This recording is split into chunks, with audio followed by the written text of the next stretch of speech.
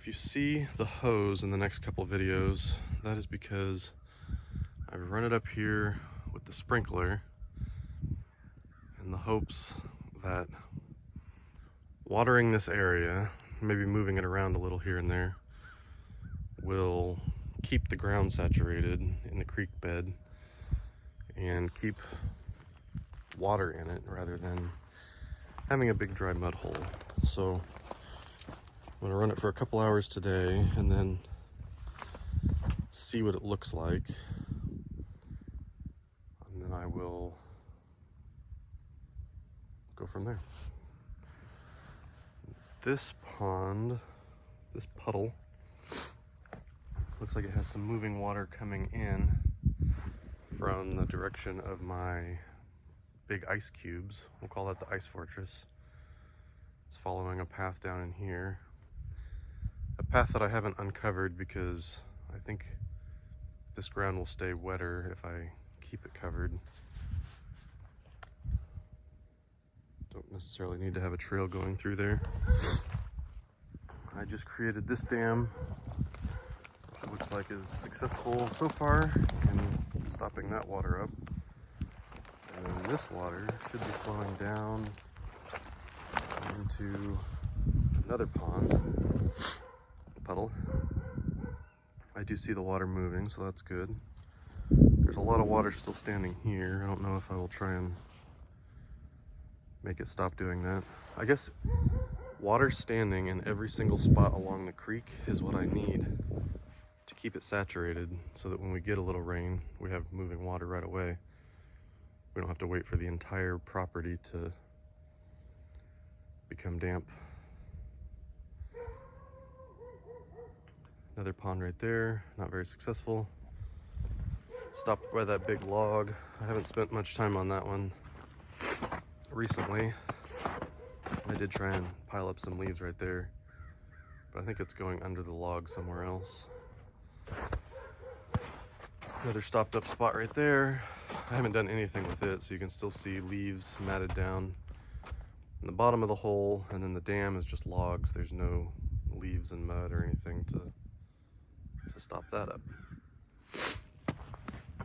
Next section has a little moving water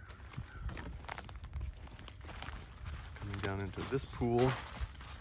Oddly enough, I did not plan on this being a dam. This is a pile of concrete that I am coming down little by little and hitting with a sledgehammer to break the metal pieces out of it. It's got some reinforcement.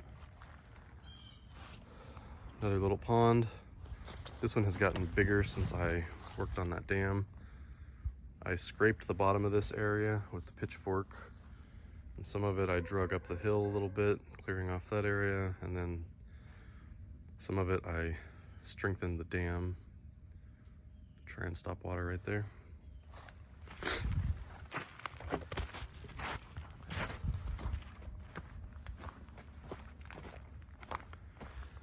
While I was doing that, I drug some trash out of the creek.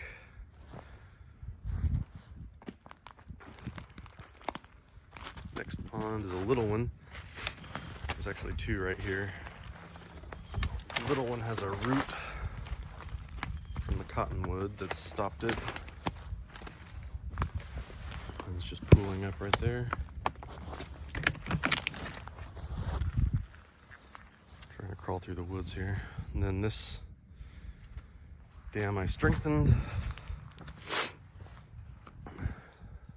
Don't want it to completely stop the water because I don't want it to run through the tree, but I would like it to stop a little bit in here.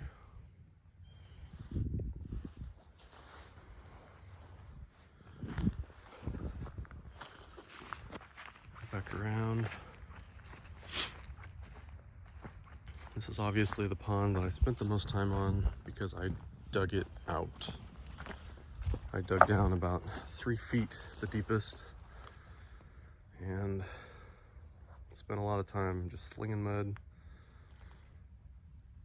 There is a little bit of water trickling in over there, just a tiny bit of movement. And then it's remained full for, I want to say it's going on 4 days. I used the pitchfork and drug a lot of debris out, but there's a lot more, and as I go I might just keep filtering it finer and finer. The overflow, actually this is the direction that I want the creek to go. And then the overflow will be around the other side once that even becomes necessary. Or maybe it'll just flow right through the dam, at least for a while. It's all very good, filling up with water. I wanted a little waterfall there. It obviously found a sneakier way to get down. No moving water right now. Original rock bridge that I put in when we first moved in, because this area was so swampy that we couldn't get through here. All I could do was take a wheelbarrow across these rocks to get from here to over there. And we've fixed a lot of that problem just by planting more plants. This area has not been as wet. What I'm hoping for is to keep this wet, and that'll allow this water to seep out of the ground somewhere. I don't know.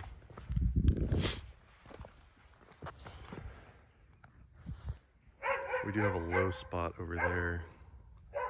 That's going to be an issue I will have to deal with.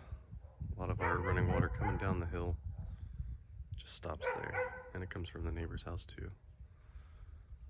If it doesn't make it over to the creek.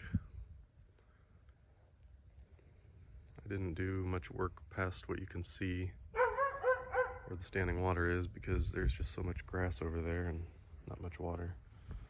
So I will focus more on this end of the creek. The end.